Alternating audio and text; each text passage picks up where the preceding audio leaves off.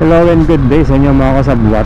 Reminder lang sa mga kapwa natin motorista na gumagamit ng improvised plate o walang mga nakalagay na plaka sa mga motorsiklo, ay kailangan na natin asikasuhin ang ating mga plaka na makuha.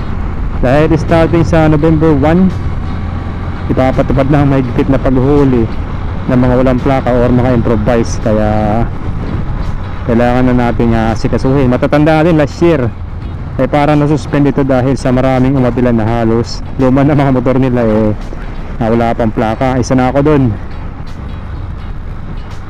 Yung nauna ko kasing motor is 2014 model pa. Last week lang nakuha, pero doon na mismo sa malapit sa LTO office sa amin. So para malaman ang status na yung mga plaka nyo, search nyo lang sa Google mga kasabwat yung LTO tracker. Tapos pag lumabas na yung LTO tracker, punta kayo sa plate number. So type nyo yung plate number o kaya MB file, then check the availability ng inyong mga plaka. So sa pamamagitan guys ng LTO tracker, doon nyo malalaman kung available na ba or processing pa yung mga plaka natin. Dahil yung sa motor ko na pag check ko din sa LTO tracker is available na. Then after nun, chinek ko sa LTO office na malapit sa amin.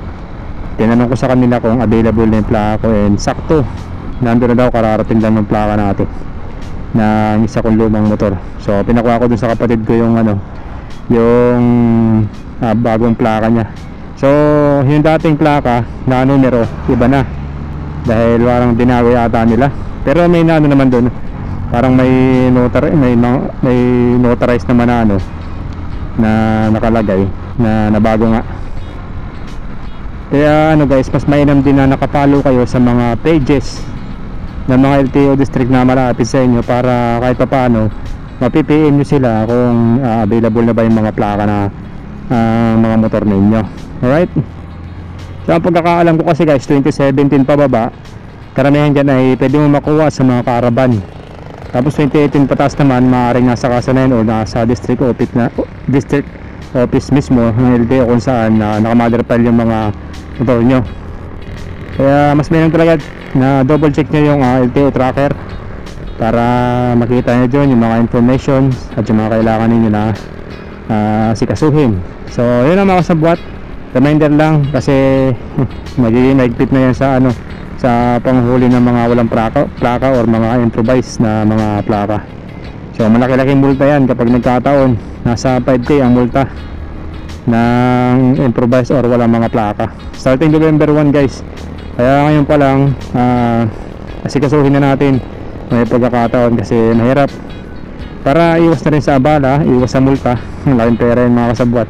So ayun lang mga kasabwat, yun lang ating ngayon. Reminder ko lang sa mga kapwa natin na motorista para makaiwas tayo sa mga penalty na yan. So sinisika po sila mga LTO na may pamahagi lahat yung plaka para nang sa gawin wala na rin silang problema, pati tayo mga riders. So ayun lang mga kasabwat, so kasi natin habang maaga pa. Alright, ride safe, peace out.